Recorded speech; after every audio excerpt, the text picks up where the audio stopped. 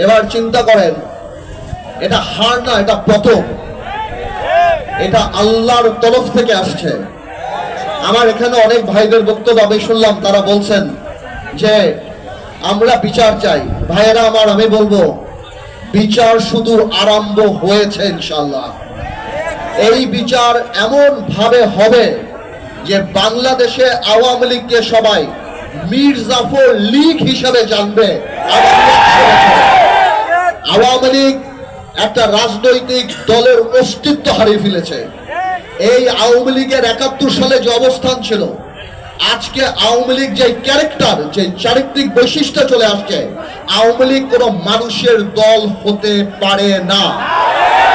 আজকে ভাইয়েরা বোনেরা, আজকে আপনারা এই ছাত্র বৈষম্য আন্দোলনে, ছাত্র জনতার যে আন্দোলন দেখছেন, এই আন্দোলন ১৭